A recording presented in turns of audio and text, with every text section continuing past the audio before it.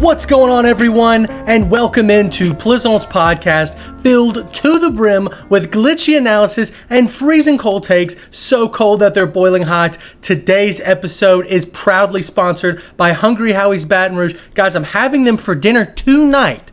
Look, check out their website for takeout deals and delivery deals. Right now, they've got an awesome takeout special. Get a large one-topping pizza for just $7.99. Thanks so much to Hungry Howie's Baton Rouge. Guys, today we've got a little bit of news, but the main thing we're talking about today, NBA playoffs. It's finally here, the most important part of the year, obviously. We're going to touch up on one award and maybe some NFL stuff, but playoffs is what it's about. Let's go ahead and delve into it. I'm going to go ahead and get the news first, save the best for last. First up on the news, DeMar DeRozan's daughter. Gotta shout her out. An absolute force to be reckoned with last night versus the Toronto Raptors, the play-in game, Raptors versus Bulls. DeMar DeRozan and the Bulls go to Toronto and get their revenge on the Toronto Raptors, and it was thanks to his daughter. The Raptors shot 18 of 36 from the free throw line, probably the lowest percentage of a play-in performance that at least I've ever seen, and it was the difference in the game. And you could directly correlate that to a screeching girl in the crowd, and it was none other than DeMar DeRozan's daughter. She was the MVP for last night's game. I had to shout her out first. Let's go ahead and move into our one award that we're going to talk about. Mike Brown has won the Coach of the Year. Congratulations. This was the most deserved award that I've seen in a very long time. He has created a winning culture, an awesome fan base, and a hell of a team. He's coached them from being one of the bottom teams in the lottery every single season to now the best offense statistically in NBA history. A lot of people are counting them out in the playoffs, but hey, don't be surprised if you see those people light that beam come playoff time. I'm a big buyer of this Kings team. They've got an awesome future ahead of them with Sabonis, De'Aaron Fox, and Mike Brown. So I look forward to seeing what they can build upon after this year. Last but not least, we're talking some NFL news. The Washington Commanders and Dan Snyder have finally agreed to sell the team. And they're selling it to Josh Harris, who is the majority owner of the 76ers, Philadelphia 76ers, that is. He's going to buy the Washington Commanders for $6 billion. The largest sale of a sports organization in American history. $6 billion. Get out of town, basically. I don't even know how to get $6 million, let alone the big old B. Okay, but let's talk about what this means. This is the biggest win for the NFL in I don't even know how long. Dan Snyder is marked by controversy every single month. Not every year like Jerry Jones maybe, every month. Sexual harassment, racism, hiding ticket sales, tax fraud. I mean, you name it, he's done it or been accused of it at least. You know, I'm not going to slander or defame anybody, but he's been accused of all of those things. Horrible owner. They ranked, I think, dead last in the Players Association poll as far as what franchise treats their players the best. This is a marquee franchise, a flagship team for the NFL. So this is a 10 out of 10 win for the NFL as a whole. The Commanders are going to look better and better as time goes on because they're not going to have the dysfunction that they've had for the last, 15 years? So compliments to the Commanders. Congrats to all Commanders fans. You got rid of him once and for all.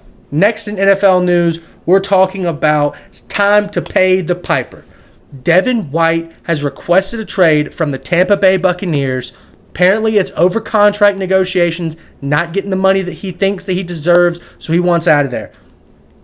This is just what happens. This is the Tom Brady / LeBron James effect when it comes to you build a team around these superstars. You get them ready to compete for a Super Bowl. They either get to the Super Bowl, win the Super Bowl, and then when that's done, it's time to get the hell out of there. The team collapses. That's what the Buccaneers are going to do. Like I said, it's time to pay the piper. For the next probably 10 years, they will be a dysfunctional franchise. Right now, they've got Baker Mayfield projected to be their starting quarterback. So you could go ahead and scratch off this season. if they can get a franchise quarterback like the Jacksonville Jaguars did with Trevor Lawrence, then I can definitely see that the Buccaneers could maybe put something together in the next 5 years or so. I'm not buying it. This Tampa Bay Buccaneers team, thanks to this Devin White trade request, is going to slowly but surely fall apart. Not being a hater, I'm just calling it like I see it. I don't see any of these stars like Mike Evans and Chris Godwin staying on this team. Look, they're getting up there in age, and they're not as healthy as they used to be. So I'm expecting everybody to try to get their bag or get the hell out of there. So Tampa Bay, I'm sorry to say it, it's not your season. Next up, we are talking Aaron Rodgers. Now, look, I am not the media. I do not love talking about Aaron Rodgers over and over and over and over again, but I wanted to focus on the Aaron Rodgers trade. I do not think that this trade is going to happen until June the 1st. Why do I think that? Because Aaron Rodgers and the Green Bay Packers cannot seem to come to terms with how they're going to trade to the Jets, but there is one factor that hardly anybody in the media has been talking about, and that is the fact that the Green Bay Packers can spread out Aaron Rodgers, I think close to $100 million in dead cap money over 2 years if they wait till June 1st. Maybe that's what's going to happen. I've heard rumors that the Jets don't want to trade any of their first or second round picks this season. What they want to do is use all of those picks so they can be as competitive as possible with Aaron Rodgers for this season, because who knows if you get another season after that. So this is just a Plizont freezing cold take, so cold that's boiling hot. I don't think Aaron Rodgers is getting traded to the Jets anytime soon, and damn sure not before the draft. Next up, we've got the NBA. Into the regular season, we're talking, what can the NBA do better? I think I've got 6 things for you. So first up, what the NBA can do better is they can get totals to become the champions of statistics. We talk about the scoring champ. Joel Embiid is this year's scoring champ. He's averaging 33 points per game, but he missed a lot of games. So who is actually the leader in total points? That's Jason Tatum. In my opinion, I think since he played more games and he scored almost as many points per game, he should get the scoring title. Reward these players for playing X amount of games over the 65-game new limit. So Jason Tatum would be the scoring leader. Whoever has the most total rebounds would be the rebound leader. I think whoever has the most blocks would be the blocks leader. I'm pretty sure that's Brook Lopez, not 100%, but he would be the blocks leader rather than Jaren Jackson Jr. I'm a huge fan of that. I don't know if we're going to see this happen. The NBA has been pretty, substantially sound when it comes to giving the scoring champ, rebound champ, and all that to the people who lead in per game stats. I would like to see it, though, because I think it makes it more competitive. Like, let's say DeMar DeRozan next year is averaging 29 points per game, but he's 30 points behind Embiid, who's averaging 30 points per game. But there's 5 games left on the season. Why would DeMar DeRozan not play those 5 games when Embiid, sits out 3? DeRozan would then become the scoring champ.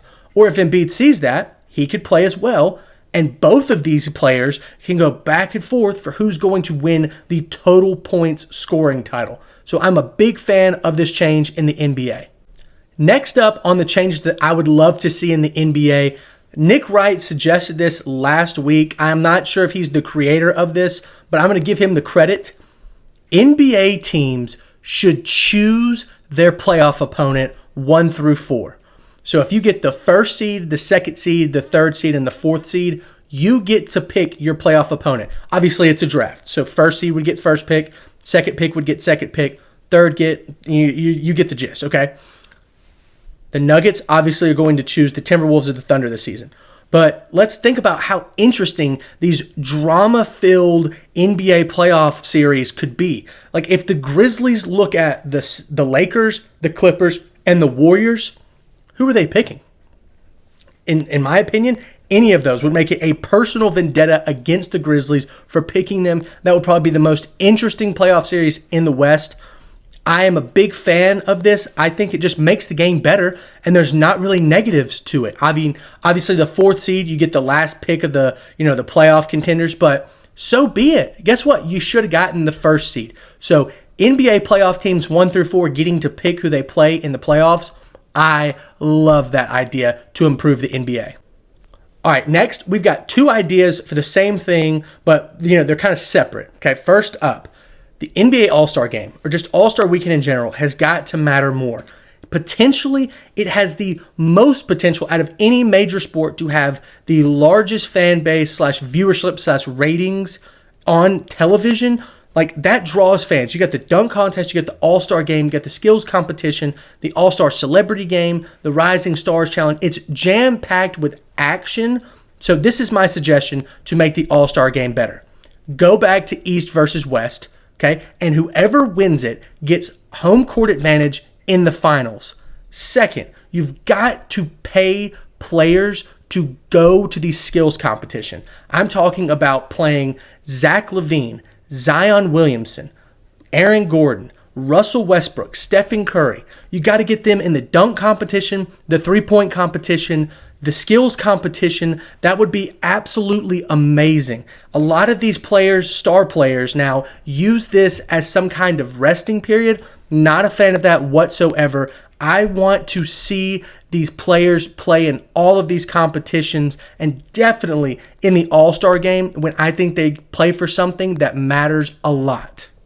All right, two more suggestions to go. This next suggestion is like a brain dead suggestion. And when I say that, I mean, how have they not already done this? We've got to eliminate back-to-back games. I can't think of a single star player who played every back-to-back this year. Anthony Davis doesn't. Klay Thompson doesn't. I don't think Draymond Green, Stephen Curry do it. Jason Tatum, Jaylen Brown, maybe, but not all of the time. So the two suggestions I have: extend the NBA season if you want to keep it at 82 games for your television ratings, revenue, blah, blah, blah, blah, blah. Or extend the season. Make it a little bit longer. Yes, players would have less of a break time, but you also get a chance to rest your body more. The NBA should be concerned with one thing and one thing only: putting a really good product on the floor.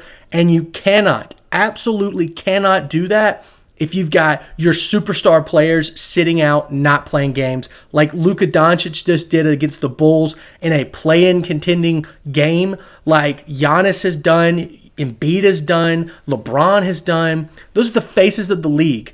Play them by not giving these players back-to-back games anymore. All right, last but not least on my suggestions, this is more of a lighthearted one that, can kind of play good narratives when it comes to the end of the season. This guy can go on tour and advocate and, advertise and do all this stuff. I'm talking about having a major leadership / man of the year award. We see the NFL do this all the time with their man of the year. They really champion this guy. He does charity work, or he gives a lot of money to charity, or he volunteers his time at a homeless shelter or something like that. He does something with his community. He has a lot of roots there, and he does things that advocates for marginalized people that are hurt, people that need, just something. I love this idea for the NBA. They don't do this enough now. They have the NBA Players Care Association or whatever it's called, and that's great. But having the face of that organization change every single year is a great idea, because it allows fans to connect with those players on a more personal basis. So you got to have this award mean something in terms of who can, win the award. And you've got to get one of three things. You've got to give your time, your talent, or your treasure. So what do I mean by that? Time. I'm talking about volunteering, working on like a Thanksgiving food drive, or your talent, hosting basketball clinics at like local boys and girls clubs, or your treasure, giving to charity. That's a great idea. There should be not, a competition or a race, because that's very shallow, but the NBA should honor somebody every single year for their amazing work, and then broadcast that on every single station that they possibly can, because that kind of sentimental award matters when it comes to connecting with young people with, emotions and empathy, and also just inspiring others to do better and do good. So I'm a big fan. It's probably my favorite suggestion that I've had so far, and there's some pretty important suggestions that I've had. So yeah, Man of the Year, Leadership Award for the NBA. I love the idea. All right, look, we're talking playoffs. Let's get into it. We're going Western Conference, then Eastern Conference. First up in the West, we've got the play-in game on Friday. We've got Timberwolves versus Thunder, okay? Rudy Gobert is coming back. The Thunder are a very drive and penetrate and dish out team. It's going to be hard to penetrate the paint when you've got Karl-Anthony Towns and Rudy Gobert and then Anthony Edwards on the perimeter. Look, I am a big fan of this Thunder team. They've got a lot going for them, but do I think they can win back-to-back playoff-style road games? I don't think so. I'm riding with the Timberwolves in on this, but looking at the first part of this playoffs in the West, we're going to go Nuggets versus this 8 seed winner. Not going to declare who it is officially. I do like the Timberwolves, but we're just going to talk about Nuggets versus either of them. Michael Porter Jr., Jamal Murray, Nikola Jokic, they are ready for a taste of meaningful playoff games. They haven't really had that since they got to the Western Conference Finals, I think 3 years ago. So look for this team to be hungry, get out fast, and take advantage of a young team. Now, either team, the Timberwolves or the Thunder, is going to be feisty and might steal one game, maybe two, but I'm going to go ahead and ride with the Nuggets winning in 6. I think that's an easy series. It won't be a hard 6. It'll be maybe, they win the first 2, they lose one at home, then they kind of spoil one in game 5. But I think that the Nuggets are going to win in 6 in the first round. Next up, we've got Grizzlies versus Lakers. To me, this is the best series in the West in the first round. I think that all signs point to the Grizzlies winning this series. Look, everybody's talking about Steven Adams being out, but they are forgetting that Jaren Jackson Jr. is going to win the Defensive Player of the Year. This guy is a force in the paint. So, everybody's talking about Anthony Davis is going to get down in the paint and eat, but he's going up against the Defensive Player of the Year. So, can you count him out?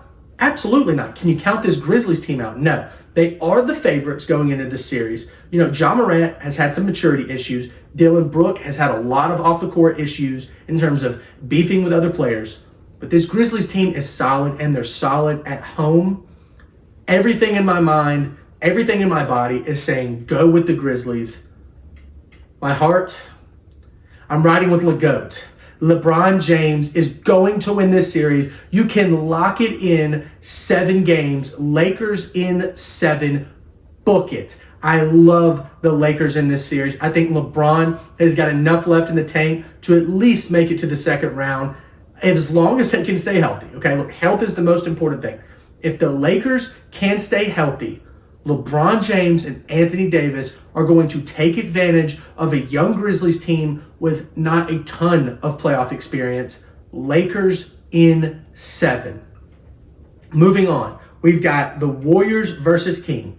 3 seed versus 6 seed. This is, to me, the easiest pick of the playoffs right now. Warriors are going to take care of business against the Kings. We're talking the defending champions. We're talking Andrew Wiggins is coming back. Apparently, he's in shape and ready to go.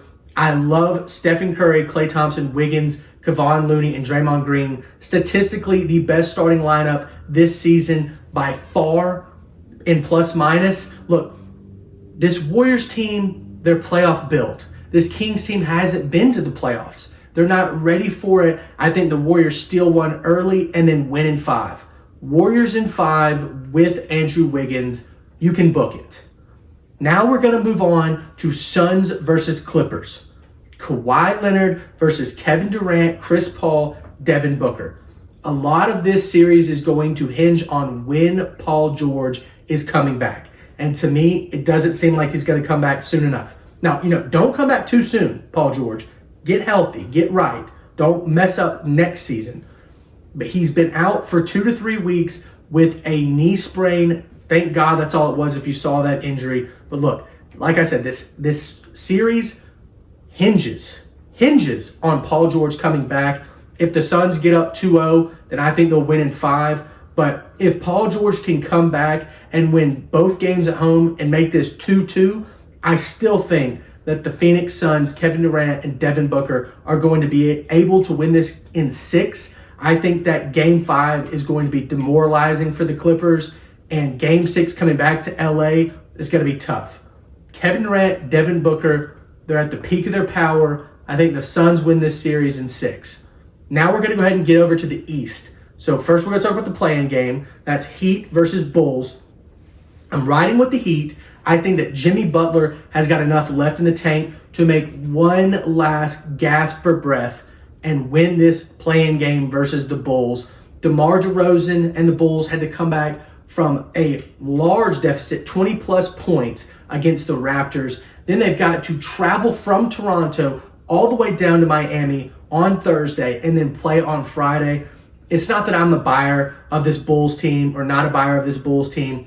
I think that the Miami Heat are the better team. Bam Adebayo had a bad game against the Hawks. The Heat got punked against the Hawks. They don't get punked twice in a row. Jimmy Butler and the Heat are going to win this game. Now we're going to talk about the Bucks versus either the Bulls or the Heat. Okay? Well, I'm not going to pick. We're just going to talk about both of them. The Bucks are going to dominate thanks to Giannis, the best player in the NBA. And in my opinion, if he had played, 7, 8 more games, could have been in the MVP conversation, okay? And when I say in the MVP conversation, I mean the MVP. This guy is the most dominant player on offense and defense when he's fully healthy. And guess who's finally back to playing like his old self? Chris Middleton. Huge buyer of this Bucks team. I think that they're going to win this series easily. Honestly, I'm calling a sweep. Bucks in 4, either Heat or Bulls, does not matter. Bucks in 4. Next up, we've got the Celtics versus the Hawks.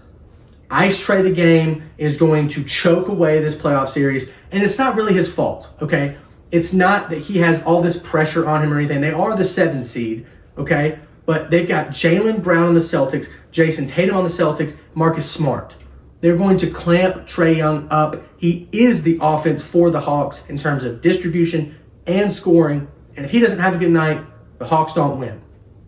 All of this is going to hinge on how soon the series can end in terms of Robert Williams and what he can do in the paint. Clint Capella had a really, really good game against the Heat. If he can keep that up, I think the Celtics can win in 6, but I'm calling Celtics in 5 versus the Hawks. Next up, we've got the 76ers versus the Brooklyn Nets. To me, this is going to be the largest shootouts of the first round. I'm talking points on points on points. The 76ers do not have a good defensive backcourt, and the Brooklyn Nets love to stroke it from 3. I am a big buyer of Mikal Bridges. I think after this series, it's going to come out that he is a star. He will be the second best player in this series. But I think Joel Embiid against Nick Claxton and the other Brooklyn Nets bigs is so unbelievably overmatched. I think Embiid is going to average 35 and 13, 2 blocks per game on 70% shooting. This 76ers team is going to win in 5 games. You can go ahead and book that. Take it to your local sports book. It is a lock that the 76ers are going to win this series. The Brooklyn Nets, they have a nice team of role players, but they are not built for the playoffs. 76ers in 5. Last but not least, we've got the best matchup in the first round of the playoffs, both East and West. Cavaliers versus the New York Knicks. All of this is hinging on Donovan Mitchell versus the Knicks. They could have had him last summer, and they ended up with Jalen Brunson. These two are going to go back and forth. Julius Randle versus Jarrett Allen, Evan Mobley, banging in the paint. I'm going to watch every single second of this series. I don't have a prediction for you. There is no team in the Cavaliers or the Knicks that I see winning by a large margin. I think every single game is going to go to the wire. I don't think that Donovan Mitchell has enough to win this game or win this series in 5 or 6. I think that Julius Randle and Jalen Brunson have enough to beat the Cavaliers in terms of getting to the fourth quarter, getting to overtime. But I just don't know if they can do it in the first 3 quarters. And that's when the Cavaliers are going to really apply the pressure. But I'm not making a prediction for this series. Cavs versus Knicks does not matter who gets there. Somebody is not winning in 5 games. No one is winning in 6 games. Somebody will win in 7 games. I don't know who it is, but, mark my words. Best series in the first round of the playoffs, Cavs versus Knicks. Guys, that's going to do it for our playoff coverage for now. We're going to come back and talk about each game every single time we do episodes. Thank you so much for watching, guys. Make sure to hit that like button, the subscribe button, the follow button. Leave a comment, shoot us a DM. Check out our new website, plantnewsnetwork.com. Thank you all again so much for watching, and we'll see you next time.